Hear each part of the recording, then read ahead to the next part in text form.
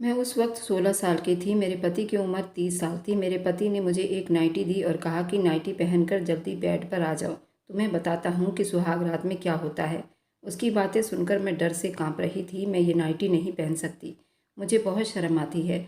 अभी मुझे ये सब नहीं करना, मुझे बहुत डर लग रहा है। तुम्हें डरने की क्या ज़रूरत है मेरी जान, शादी के बाद ये सब होता ही है और मैं तुम्हें अच्छी तरह से समझा देता हूँ। प्लीज़ मुझे ये सब नहीं करना और मैं किसी कीमत पर भी ये नाइटी नहीं पहन सकती। चलो मैं ही तुम्हें पहना देता हूँ ये नाइटी, मैं तुम्हारा पति हूँ, मुझसे कैसा शर्माना। ये कहकर वो मेरे पास आया और मेरे बदन से कपड़ों को हटाया। एकदम से उसने मैं भारी भरकम लाल रंग के लहंगे में दुपट्टा सर पर टिकाए बैठी थी। आंखों से आंसू का समंदर बह रहा था। मेरी आंखों में वो खुशी नहीं थी जो हर दुल्हनों के किस्मत में लिखी जाती है। मैं बिल्कुल चुपचाप बैठी थी। मेरी सांस भी धीरे धीरे चल रही थी। चेहरे पर घूंघट डाले, हाथों की मेहंदी में उलझी सोच रही थी। ये पल जो हर लड़की के लिए बहुत खास होता है, मेरे लिए क्यों एक बुरी किस्मत जैसा महसूस हो रहा था। माधव ये नाम बचपन से मेरे कानों में पड़ता आया था। इस चेहरे को मैं हमेशा देखती आई थी। एक ऐसा आदमी जो अपनी मर्जी का मालिक था, जिसके तेवर बहुत गुस्सैले थे, उसके हर फैसले पत्थर की लकीर जैसे होते थे। मैं हमेशा ये सुनती आई थी कि माधव को गुस्सा बहुत जल्द आता है, वह किसी की नहीं सुनता, उसका बस चले तो पूरी दुनिया को अपने गुस्से की आग में जला दे। अब वह आदमी मेरा पति बनने वाला था। दिल चाहा कि सब कुछ छोड़कर भाग जाऊं, मगर भागकर जाती भी कहाँ। मेरी तो किस्मत लिखी जा चुकी थी। आज की रात मुझ पर मोहर लगने वाली थी। पूरी हवेली हर तरह के रंग बिरंगे लड़ियों से सजाई हुई थी। बड़े बूढ़े बच्चे सब खुशी में बैठे हुए थे। माधव भी एक कुर्सी पर बैठा हुआ था, जो किसी राजा से कम नहीं लग रहा था। माधव की आंखों में जीत का गुरूर और होठों पर मुस्कुराहट थी। उसकी खुशी का कोई ठिकाना नहीं था। उसके दोस्तों ने उसे छेड़ा तो वह हल्का सा हंसा, और हंसता भी क्यों ना, आखिर उसने 16 साल का इंतजार किया था। मैं उस नन्ही सी जान के लिए पूरे 16 साल उसके जवान होने का इंतजार किया, और अब वह इस वक्त मेरी हो चुकी है। माधव की आंखों में तो मुझे पाकर बहुत खुशी झलक रही थी, जैसे उसे कोई खजाना हाथ लग गया हो, और वो मुझे बरसों से देखता आ रहा था। मैं शुरू से ही बहुत नटखट और चंचल सी, हर तरफ चहकती रहती थी, और मैं माधव के दिल में तो पैदा होते ही बस गई थी। वह जानता था मैं उससे बहुत छोटी हूँ, लेकिन फिर भी वो मुझे हासिल करना चाहता था। उसे यकीन था वक्त के साथ साथ मैं सब कुछ सीख जाऊंगी। वह तो अपनी मर्जी से शादी कर रहा था, लेकिन मैं तो अपनी किस्मत पर रो रही थी। उसके परिवार में वह सबसे पहला बच्चा था, इसलिए वह सब उसकी इज्जत किया करते थे। अब तो पंडित जी भी आ चुके थे, मंडप भी सजाया जा चुका था। मंडप के आसपास सभी लोग चुपचाप बैठे पंडित जी के मंत्रों का जाप सुन रहे थे, उस क्रियाक्रम में भाग ले रहे थे। जैसे जैसे मंत्र पंडित जी बोलते, मेरे दिल की धड़कनें बढ़ती चली जा रही थी। मैं नहीं चाहती थी कि माधव से मेरी शादी हो, लेकिन पंडित जी मंत्र से शादी को संपन्न करने की कोशिश कर रहे थे। पंडित जी मुझे हर वह सातों वचन निभाने की कस्में खिला रहे थे, लेकिन मुझे होश कहाँ था। मेरी आंखों से बेबस होकर आंसू मेरे होठों तक आ रहे थे। मेरे होंठ कांप रहे थे, दिल जैसे किसी ने मुट्ठी में जकड़ लिया हो। मैंने सर उठाकर देखा, आसपास सबके चेहरे पर एक सा असर था। फैसला हो चुका था, अब हम दोनों के फेरे डलवाने बाकी थे, और वह भी संपन्न करने की तैयारी चल रही थी। मेरी माँ सामने ही बैठी थी, आंखों में आंसू थे। वह जैसे कह रही हो, मेरी बच्ची, मेरी लाचारी को समझो। मैं बिन बाप की बच्ची थी, इसलिए कुछ भी ना बोल पाई थी। ज़्यादातर रोने की वजह से मेरी हिचकियाँ बंध गई थी।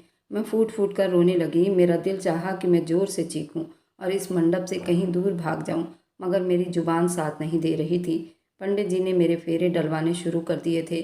मैंने घूंघट के पीछे अपने होठों को जोर से दबा लिया था। आंसू मेरे गालों से होते हुए होठों पर बहता जा रहा था। दिल जैसे किसी ने मुट्ठी में दबा लिया हो। आखिरकार कांपते कांपते मैंने वह सारे फेरे पूरे कर लिए। मेरी शादी संपन्न हो गई। शादी के बाद मेरी विदाई नहीं हुई थी। पंडित जी ने विदाई 2 साल बाद की रखी थी, जिसकी वजह से मुझे मेरे कमरे में भेज दिया गया था। कमरा भी आज बेहद सजाया गया था। मैं अपने कमरे में आ गई थी। यहाँ एक सुकून था, जैसे किसी ने मेरे सर पर से बोझ हटा दिया हो। लेकिन मेरी धड़कनें तो अभी भी बेकाबू चल रही थी, क्योंकि माधव अभी गया नहीं था। बाहर आंगन में माधव अपनी शान में कुर्सी पर बैठा था। उसकी आंखों में जीत की एक चमक थी, चेहरे पर तसल्ली, जिसमें एक अजीब सा सुकून था। 30 साल का आदमी जो हवेली में एक राजकुमार की तरह राज करता था, आज अपनी मनपसंद दुल्हन को हासिल कर रहा था। वह ऐसा आदमी था जिसके नाम से लोग कांपते थे, जिसकी आंखों में झांकने की किसी की भी हिम्मत नहीं थी। वह बहुत ही गुस्से वाला इंसान था। सब जानते थे, यहाँ तक कि उसकी माँ भी उससे डरती थी। उसके फैसले हमेशा ही बिल्कुल पक्के होते थे और जो बात उसके मन में आ जाए वह करके ही दम लेता था। एक ही बात उसके मन में थी, मुझे अपना बनाना। जिसके पास ताकत हो वह कुछ भी कर सकता था, लेकिन मैं तो एक बिन बाप की बेटी थी। मैं कैसे अपना फैसला सुना सकती थी? जब पंडित जी कस्में खिला रहे थे तो वह रोबदार आवाज़ में कहने लगा, मैं हर वचन लेता हूँ, मैं इसका पूरा ख्याल रखूँगा। उसका जोरदार आवाज़ सुनकर ही एक पल के लिए मैं कांप गई थी। उसको पहले से ही पता था कि मैं उसे पसंद नहीं करती, लेकिन फिर भी वो मुझे पाना चाहता था। शादी पूरी हो चुकी थी। मेरे दिल में तो एक बेनाम सा डर पैदा हो रहा था। मेरी आंखों में आंसू भर गए थे। जिस्म जैसे किसी बोझ तले दब गया था। शादी हो चुकी थी, फैसला हो चुका था। अभी मैं अपने आंसू साफ करने का सोच भी नहीं पाई थी कि दरवाज़ा खुला और मेरी माँ कमरे में दाखिल हुई। मुझसे कहने लगी, मेरी बच्ची, मेरी गुड़िया, मैं बहुत मजबूर थी। इस मजबूरी के कारण मैंने तुम्हारी शादी उससे कर दी। अगर मैं ऐसा ना करती तो वह तुम्हारी ज़िंदगी बर्बाद करके रख देता। मैं बेबस थी, मुझे माफ़ कर दो। मेरी बच्ची, मेरी बेटी तो अभी पूरी जवान भी नहीं हुई है और मैं अकेली विधवा होकर क्या कर लूँगी? पूरा गांव उन लोगों के हाथ में, हमारा कोई रिश्तेदार उनके खिलाफ नहीं जा सकते। मेरी बच्ची, तुझे मैं बदनाम होता नहीं देख सकती। अगर माधव से तेरी शादी ना हुई तो उसके बाद तुझसे कोई शादी नहीं करेगा। पूरा गांव जानता है, पूरा शहर जानता है कि तुम माधव की मोहब्बत हो। मैं माँ के गले लगकर फूट फूट कर रोने लगी थी। मैं अपना सारा गम भुला देना चाहती थी। मैं जानती थी कि मेरी माँ मजबूर थी, इसलिए उन्होंने इस रिश्ते की हामी भरी थी। इतने में मेरी सास भी कमरे में दाखिल हुई। उनके हाथ में सोने के 2 कंगन थे। उन्होंने मुझे यूँ रोता हुआ देखकर कहने लगी, क्यों इतना ज़्यादा रो रही हो? जैसे लग रहा है तुम्हारी शादी ज़बरदस्ती की गई हो। उठो। उन्होंने प्यार से मुझे छेड़ा था। मेरे चेहरे से मेरा घूंघट उठाया। मुझसे कहने लगी, अरे नज़र न लग जाए मेरे बेटे की पसंद को। तुम बहुत ही खूबसूरत हो। मैं जानती थी माधव की माँ मोहब्बत जताने आई थी, मगर उनकी बातें मेरे दिल पर वार की तरह चुभ रहे थे। फिर मेरी माँ ने कहा, मेरी बच्ची अभी बहुत छोटी है, वह शादी का मतलब नहीं समझती। तुम माधव जी से कहो मेरी बच्ची से जोर ज़बरदस्ती ना करें। उसकी उम्र अभी छोटी है, वह ये सब बर्दाश्त नहीं कर सकती। तभी माधव की माँ कहने लगी, शादी हो गई ना उसकी, अब शादी का मतलब भी समझ जाएगी। तुम्हें फिक्र करने की ज़रूरत नहीं इस सब के लिए। मेरा बेटा कोई जाहिल गवार नहीं जो उसे जोर ज़बरदस्ती करेगा। ये लड़की मेरे बेटे की पसंद है, वह जो चाहे करे, उसकी मर्जी है। तुम्हें इसमें दखल अंदाजी करने की कोई ज़रूरत नहीं है। और बेटी, तुम्हें अपने पति को राज़ी करना अब तुम्हारे हाथ में है। तुम छोटी उम्र का बहाना नहीं बना सकती हो। लड़कियां तो 14 साल की उम्र में ही जवान हो जाती हैं और तुम तो अभी 16 साल की हो गई हो।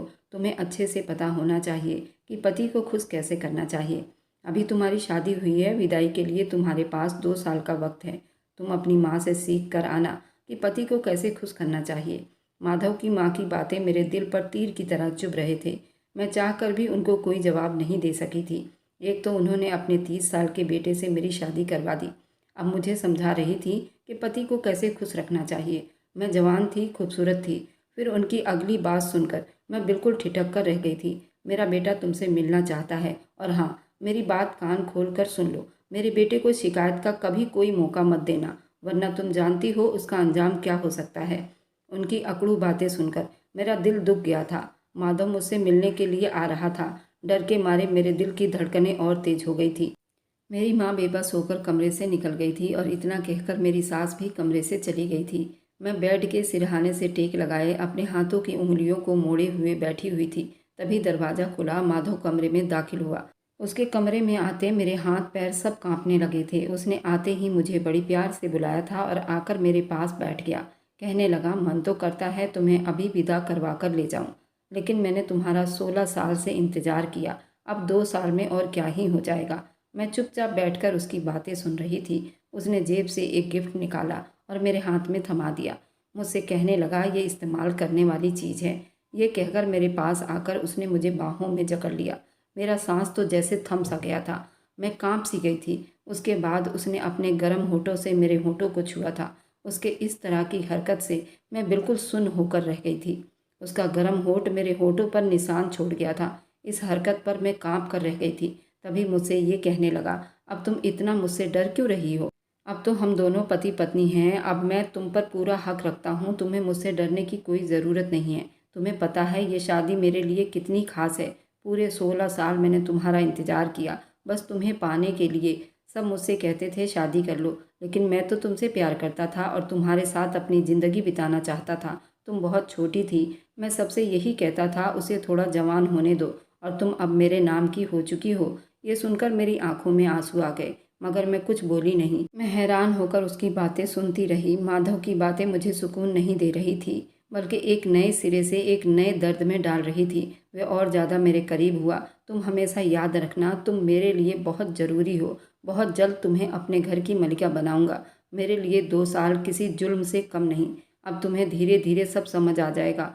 मेरा दिल चाहा कि मैं चीख कर कहूँ कि मैं इस सब के लिए अभी तैयार नहीं हूँ, और ये भी कहना चाहती थी ये शादी मेरी मर्जी के खिलाफ हुई है, मगर उसके आगे मेरी जुबान नहीं खुल पा रही थी। मैं उसके सामने आंख उठाने की भी हिम्मत नहीं कर सकती थी। मैं अब चुप हो गई थी।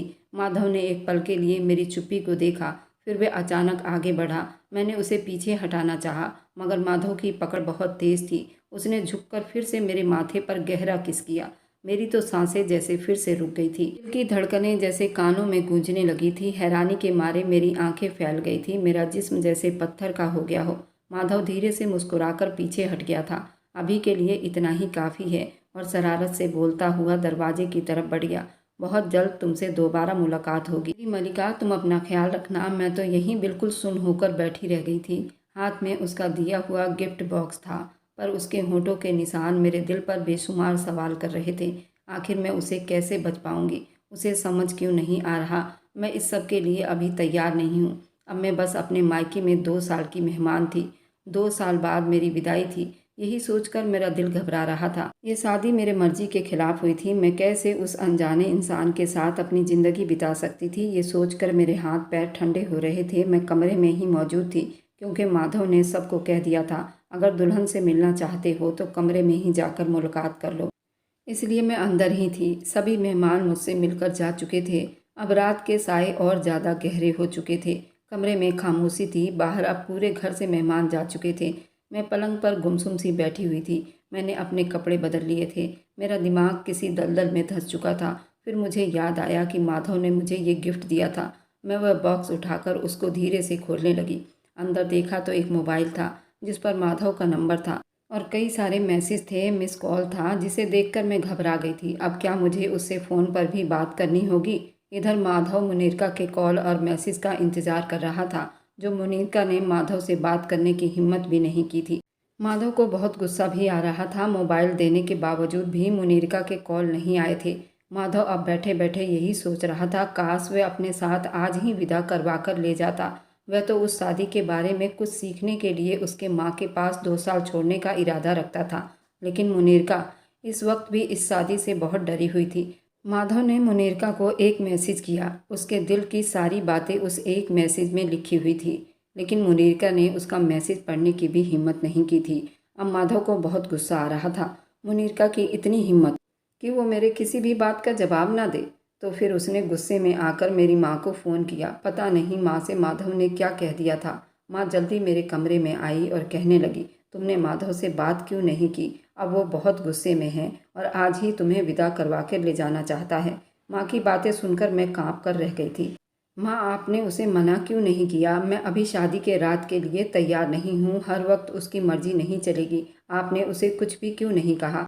मेरी माँ बेबस थी। वह एक एहसान तले दबी हुई थी। ये आज से 18 साल पहले की बात थी, जब मेरे दादा और पापा माधव के खेत में काम किया करते थे और माधव बहुत अमीर जमींदार आदमी था। माधव के पापा तुम्हारे दादा को बहुत मानते थे और उन्हें माधव के सारे ज़मीनों के बारे में पता भी थी। आधा से ज़्यादा खेतों को मुनीरका के दादा और पापा संभालते थे। उस वक्त माधव 12 साल का था और मेरी मम्मी पापा की शादी के 2 साल के बाद मेरी पैदाइश हो गई थी।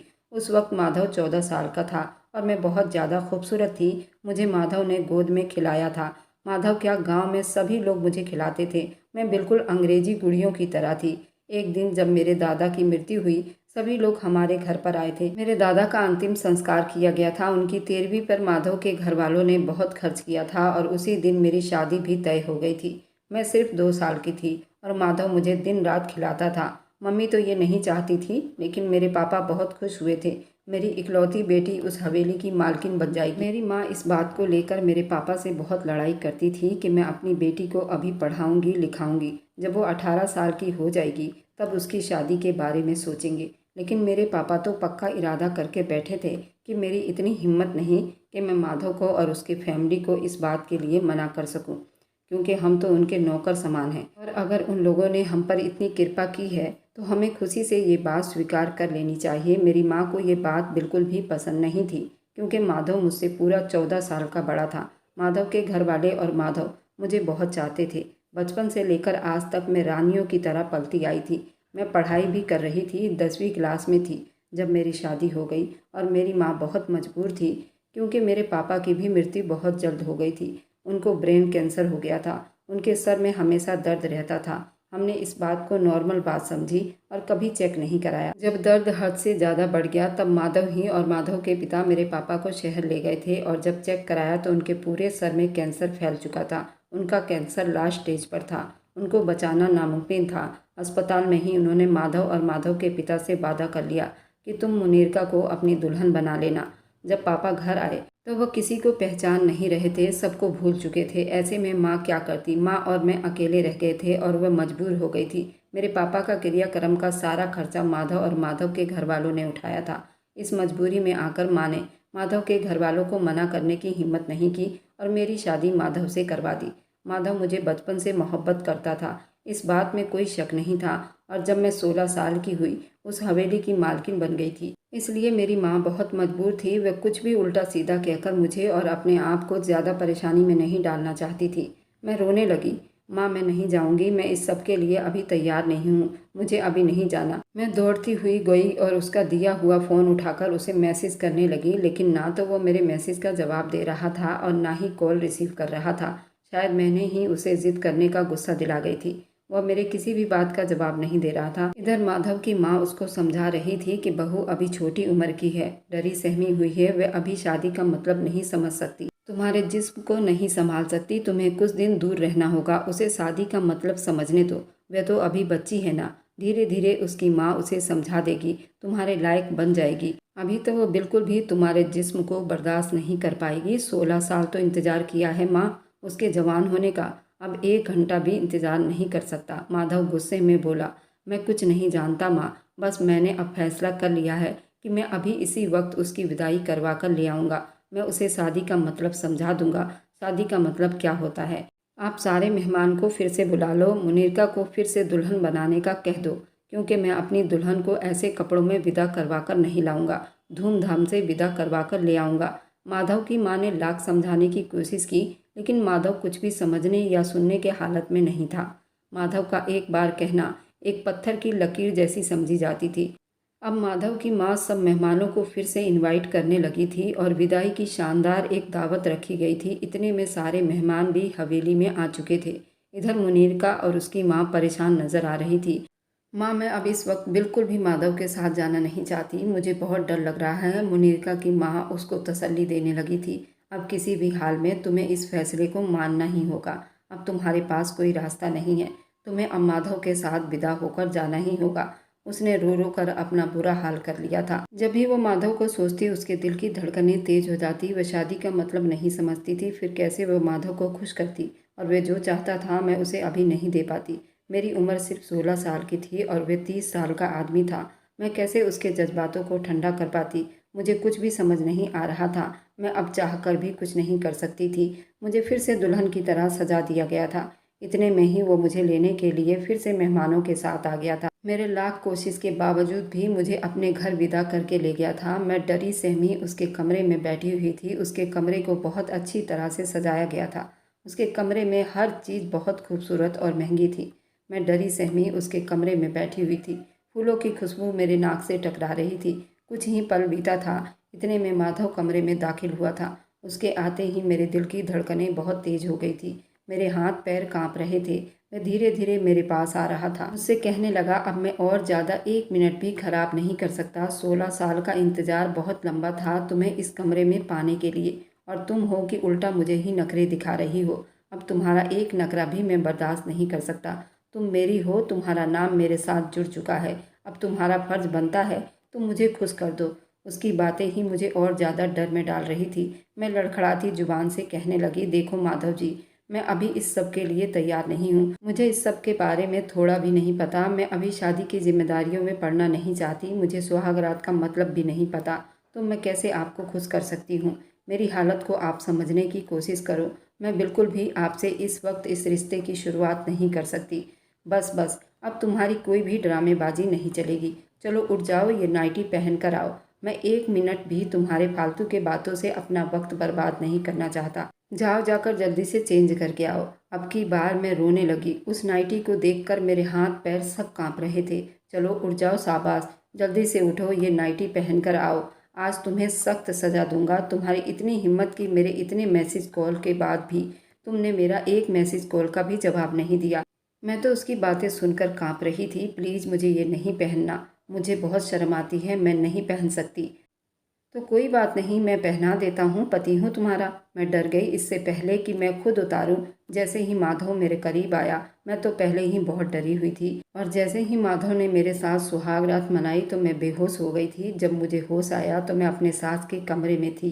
धीरे धीरे मैंने आंखें खोली। मेरी सास मेरे पास मौजूद थी। मेरी सास कहने लगी कि तुम्हें घबराने या डरने की ज़रूरत नहीं। अब से जब तक तुम नहीं चाहोगी, माधव तुम्हारे पास भी नहीं आएगा, और जब तक तुम मेरे कमरे में रह सकती हो। सास की ये बात सुनकर मैं बड़ी तसल्ली में हो गई थी। अब मैं माधव को उस रात के बाद से उस हवेली में नहीं देख रही थी। शायद माधव बहुत शर्मिंदा हो गया था। सब घर वाले उसका बहुत मजाक उड़ाने लगे थे। शायद इसी शर्म की वजह से उसने इस हवेली को छोड़ दिया था कि मैं उस रात बेहोश हो गई थी। मुझे उस रात से बहुत डर लगा था, इसलिए शायद वो मुझसे दूर हो गया था। लेकिन मैं भी क्या करती, छोटी उम्र थी, इसलिए इन बातों में काफ़ी डर गई थी। इसी तरह कई दिन बीत गए थे और 2 महीने हो गए थे, लेकिन माधव का कोई अता पता नहीं था। मैं परेशान सी हो गई थी। अब मेरे दिल में भी माधव के लिए थोड़ी सी फिक्र पैदा हो रही थी। मुझे भी अब पता चल रहा था, पति के बिना जिंदगी अधूरी होती है। इतना चाहने वाले पति को मैं खोना नहीं चाहती थी। मैं मानती हूँ कि मुझे शादी की रातों से डर लगा था, लेकिन अब मुझमें हिम्मत आ चुकी थी। अब मैं माधव से मिलना चाहती थी, उससे बात करना चाहती थी, उसे वह सब कुछ देना चाहती थी जिसका वह हकदार था। मैंने अपने डर को भगा लिया था। जितनी बदनामी माधव की हुई थी, उससे ज़्यादा बदनाम तो मैं हो गई थी। सभी लोग मुझे इतना ताना मारते थे कि तेरी पैदाइश से लेकर 16 साल तक उसने तेरी चाहत में शादी नहीं की। वह चाहता तो तुम्हारे जैसी कई लड़कियां उसकी दुल्हन बन चुकी होती। उसने सिर्फ तुमसे प्यार किया था। उस रात उसका प्यार ज़्यादा ही रंग ले आई थी, इसलिए तुम बेहोश हो गई थी। मुझे ये बात सुनकर खुद में शर्म महसूस होने लगी थी, लेकिन माधव को कोई अता पता नहीं था। मैं अपने सास से भी ये सब पूछना चाहती थी, क्योंकि मुझे ये बातें करने में बहुत शर्मिंदगी महसूस होती थी। छुपते छुपाते मैंने अपने सास का मोबाइल उठाकर माधव को कॉल मिलाने लगी, तो आगे से उसकी आवाज़ सुनकर मैं चुप हो गई थी। मेरे गले से आवाज़ ही नहीं निकल रही थी। घबराते हुए मैंने फ़ोन बंद कर दिया। शर्माते शर्माते मैंने अपने सास से बात की। उनसे कहना चाहती थी कि माधव को हवेली में बुलाएं। मैं उनकी दुल्हन बनकर उनके सीने में छुपना चाहती हूँ। मैं माधव से पूरे हक से मिलना चाहती हूँ। जब ये बात मैंने अपनी सास को कही तो वह बहुत खुश हो गई और माधव को कॉल करने लगी। जब मेरी सास ने ये बात कही तो माधव भी शायद खुश हो गया था। अब मैं पूरे हक से उसके कमरे में माधव का इंतज़ार करते हुए बैठी हुई थी। रात के 2 बज रहे थे। माधव कमरे में दाखिल हुआ। मैं उसे पूरे 2 महीने के बाद देख रही थी। उसकी आंखों में चमक थी। मैंने पहले उसके पैर छुए। वो मुस्कुराकर मेरे सर पर हाथ रखकर मुझे आशीर्वाद दिया और फिर मैंने उसे पूरे हक से उसकी हो गई थी। इतने सालों की इच्छाओं को आज वह पूरे हक से ले रहा था। मैं भी उसे अपना चुकी थी। अब वो पूरे हक के साथ उसने अपना हक वसूल किया था। अब मैं भी दिल के डर को हटाकर माधव की हो चुकी थी। 16 साल का इंतजार की मोहब्बत आज रंग ले आई थी। मोहब्बत करने वाले इंसान खुशकिस्मत इंसानों को ही मिलते हैं, इसलिए उन्हें खोना नहीं चाहिए। मैं भी माधव को पाकर बहुत खुश हुई थी। 1 साल के बाद माधव के बच्चे को जन्म दिया था, जो कि लड़का था, और वह बिल्कुल माधव जैसा था। माधव मुझे बहुत चाहता था। शायद मैं दुनिया की सबसे पहली औरत हूँ जिसका पति इतना चाहता है। और मेरी वीडियो आप लोग जहाँ कहीं से भी देखते हैं, कमेंट में अपने शहर का नाम और राज्य का नाम ज़रूर बताइए। मुझे आप लोगों के कमेंट पढ़ने में बहुत आनंद आता है और उन सभी का मैं बहुत बहुत धन्यवाद करना चाहती हूँ, जो लोग मेरी वीडियो को देखते हैं, लाइक करते हैं और शेयर करते हैं। अगर आपको आज की कहानी पसंद आई है तो वीडियो को ज़रूर लाइक कीजिएगा और अपने दोस्तों के साथ शेयर भी कीजिएगा। और हाँ, अगर आपने अभी तक हमारे चैनल को सब्सक्राइब नहीं किया है तो ज़रूर सब्सक्राइब कर लें। मिलते हैं हम अपनी कल की एक और नई दिलचस्प कहानी के साथ। मुझ पर सदा अपना प्यार और स्नेह बनाए रखें। सभी को मेरा प्यार भरा नमस्कार दोस्तों। खुश रहें, स्वस्थ रहें, मस्त रहें।